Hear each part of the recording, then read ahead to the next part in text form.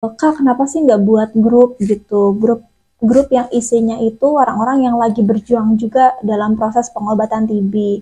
Kak, perubahan signifikan apa dari sakit TB sekarang udah sembuh gitu ya? Fisioterapis itu bilang gini, Suci, kalau misalnya kamu sudah bisa jalan sekitar 1 jam tanpa keluhan, maka paru-paru kamu tuh udah bagus. Kak, ternyata sakit TB itu berat ya gitu, dijauhin sebagian orang gitu. Ini rata-rata dicurhatin sama teman-teman soal kayak, kok aku kayak terasingkan ya kak, kok baik yang ngejauhin. Mereka nangis tahu. Untuk tetap support mereka tuh masih banyak cara, masih banyak media gitu. Jangan dijauhi, jangan ditinggal, kasihan.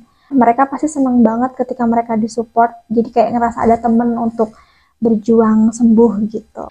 Banyak banget tuh yang ngeluh kayak, kan nanti gimana ya setelah ini. Yang pengen aku sampaikan, sudah fokus dulu sama penyembuhannya, pengobatannya, pemulihannya. Ketakutan pasti ada karena kita juga manusia biasa, aku juga punya ketakutan. Kita akan saling menemani sampai teman-teman sembuh.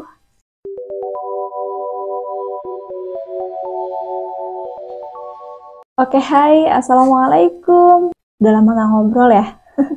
Kalian apa kabarnya? Semoga selalu dalam keadaan baik, sehat, dan bahagia. Amin. Selalunya aku bilang di setiap video aku, buat teman-teman yang lagi berjuang untuk sembuh dari TBC, TB paru, TB apapun itu, semangat, yakin sembuh. Kalau aku bisa sembuh, maka yuk teman-teman bangun keyakinan juga buat bisa sembuh.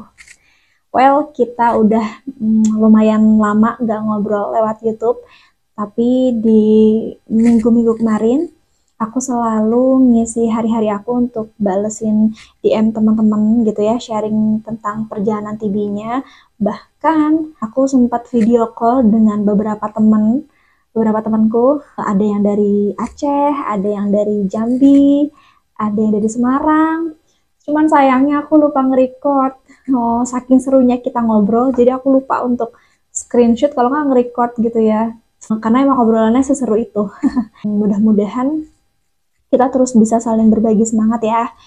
Dan dari setiap obrolan, baik lewat chat ataupun video call, selalu bilang kayak, Kak, kenapa sih nggak buat grup gitu? Grup yang isinya itu orang-orang yang lagi berjuang juga dalam proses pengobatan TB. Nah, aku mau nanya nih, sebelum kita mulai cerita, aku mau nanya nih sama teman-teman, kira-kira kalau kita buat grup nih, yang memang isinya itu orang-orang yang lagi dalam proses perjuangan sembuh dari TB, kira-kira setuju nggak kalau emang ternyata nih responnya banyak dan responnya baik, ayo kita buat grup. Aku tunggu responnya ya. Oke, dari obrolan teman-teman aku di minggu kemarin gitu ya, banyak banget yang nanya kayak gini, Kak, perubahan signifikan apa yang kakak rasain dari sakit TB sekarang udah sembuh? Signifikan yang pertama nih, yang kelihatan banget tuh pasti berat badan. Kalau teman-teman simak ceritaku dari part pertama, kan aku udah sering bilang kalau berat badanku tuh dulu 29 kilo loh waktu sakit TB gitu. Nah sekarang, alhamdulillah berat badanku tuh 52 kilo. Nah, signifikan yang kedua itu pastinya adalah aktivitas. Maksudnya aktivitas di sini adalah dulu kan kayak kalau sakit tuh kayaknya untuk jalan dari kamar tidur ke kamar mandi itu kan kayaknya capek banget ya. Padahal baru beberapa langkah doang, kayaknya ngos-ngosan, sesek gitu, capek banget. Dulu waktu sakit aku kayak gitu. Sekarang alhamdulillah walaupun itu aktivitas yang agak berat sih udah normal gitu. Waktu aku ada tindakan mengeluarkan udara di paru sebelum aku pulang gitu ya, fisioterapis itu bilang gini, Suci, kalau misalnya kamu sudah bisa jalan sekitar 1 jam tanpa keluhan, maka paru-paru kamu tuh udah bagus, itu udah normal lagi. Waktu itu tuh aku nyoba untuk jalan, dan ketika itu tuh menempuh sekitar 11 kilometer, dan alhamdulillah banget, aku bersyukur banget aku gak ada keluhan apapun gitu. Maksudnya nggak sesek, nggak sampai kelayangan atau mau pingsan, nggak gitu. Itu dua hal signifikan yang aku rasain. Sebenarnya banyak banget momen signifikan yang dirasain dari sakit, kemudian setelah sembuhnya gitu. Cuman yang mencolok banget, yang signifikan banget yaitu berat badan, kemudian aktivitasnya. Jadi yang pengen aku sampaikan adalah seburuk apapun kondisinya, sepahit apapun kondisinya, atau seenggak enak apapun fasenya, kita masih punya kesempatan kok buat sembuh dan normal lagi. Oke, dari setiap obrolan aku dengan teman-teman, hampir semuanya sama gitu ya, walaupun dengan gaya cerita yang berbeda-beda. Pasti ketika aku mulai video call, aku mulai ngobrol, hal pertama yang teman-teman bisa ngobrolin adalah, Kak, ternyata sakit TB itu berat ya gitu. Iya, aku juga nggak mau mungkiri bahwa ya lumayan berat, apalagi di fase-fase awal, di bulan-bulan awal, kita adaptasi dengan setiap gejalanya, kita adaptasi dengan setiap kejutan-kejutannya gitu, yang lumayan menguji kesabaran gitu, yang lumayan menguji mental juga. Jadi tetap semangat ya. Insya Allah semua akan terlewati, insya Allah semua akan baik-baik aja. Kemudian yang biasa diobrolin, yang kalau kita ngobrol pasti kita obrolin tentang ini. Apa coba? Yaitu, kenapa ya Kak, kok ketika sakit TB kayak otomatis terasingkan, kayak dijauhin sebagian orang gitu. Ini rata-rata dicurhatin sama teman-teman. Dan aku pernah merasakan di posisi yang sama juga gitu. Jadi, aku pengen coba menyampaikan sama teman-teman ini jujur dari hati aku, bahwa kita yang lagi berjuang untuk sembuh dari TB itu sebetulnya udah pusing banget sama fase-fase yang dilewatin, udah capek banget sama gejala-gejalanya kan gitu ya, udah ngerasa stres sama setiap apa yang kita rasain gitu, udah banyak ketakutan dan kecemasan dalam prosesnya juga gitu.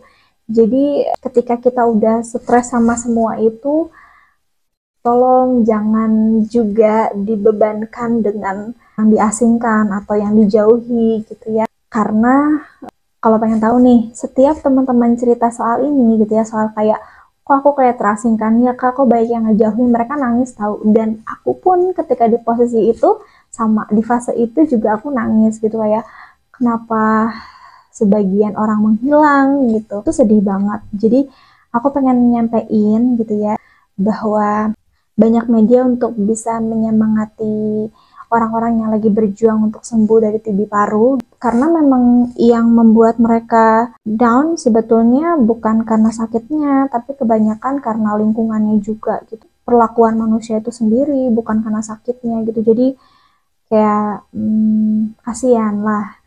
Gini, kalau emang ternyata mau melindungi diri, ya oke, kita juga akan positive thinking kok. Maksudnya kayak, ya mungkin sama-sama menjaga gitu. Tapi kan banyak media, banyak cara untuk bisa menyemangati. Kalau kalian punya teman atau saudara yang memang lagi sakit TB, banyak media, banyak cara untuk bisa menyemangati mereka. Untuk tetap support mereka tuh masih banyak cara, masih banyak media gitu. Jangan dijauhi, jangan ditinggal, kasihan. Mereka pasti senang banget ketika mereka disupport, jadi kayak ngerasa ada temen untuk berjuang sembuh gitu. Itu sih yang pengen aku sampaikan terkait dengan keterasingan atau dikucilin atau misalnya dijauhi gitu ya yang sakit TB. Itu yang pengen aku sampaikan, karena rata-rata hampir merasakan sama seperti itu. Dan yang cerita hampir semua menceritakan itu, dan aku pun pernah di posisi itu. Oke, yang sering juga diobrolin nih sama teman-teman tuh kayak gini, Kak, nanti kalau aku setelah TB gimana ya gitu, cari kerjanya gimana ya, banyak nggak ya yang akan nerima aku kalau aku nanti sembuh, sedangkan aku punya riwayat TB dan lain sebagainya. Aku pengen nyampein, yang pertama, fokus dulu aja sama proses penyembuhannya. Gak usah mikir ke depannya gimana, nanti gimana, gak usah. Takutnya nanti malah buat cemas, buat stres sendiri gitu. Gak baik untuk proses pengobatannya gitu. Banyak banget tuh yang ngeluh kayak, kan nanti gimana ya setelah ini. Apalagi aku punya riwayat TB yang lumayan parah, gimana ya berikutnya setelahnya gitu. Yang pengen aku sampaikan, sudah fokus dulu sama penyembuhannya, pengobatannya, pemulihannya. Nanti ada waktu kok, nanti ada waktu teman-teman memikirkan setelahnya akan bagaimana. Yang jelas setiap orang mempunyai masa depan, dan masa depan kita masih bersih, masih suci gitu ya. Gak usah khawatir, semua sudah diatur sama Allah, sama Tuhan, sudah diatur. Ketakutan pasti ada karena kita juga manusia biasa, aku juga punya ketakutan.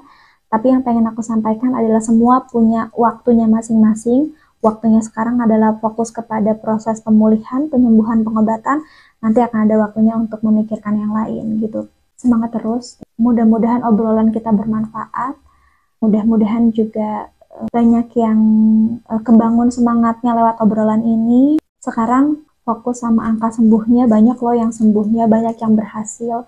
Bahkan ada yang udah sampai masuk ICU tapi dia berhasil survive lagi dan sembuh total lagi, banyak juga. Jadi fokus ke angka yang sembuhnya ya, supaya semangat teman-teman terjaga gitu. Well, makasih banyak udah nyimak cerita aku. Nanti kita ketemu lagi di cerita berikutnya. Semangat terus.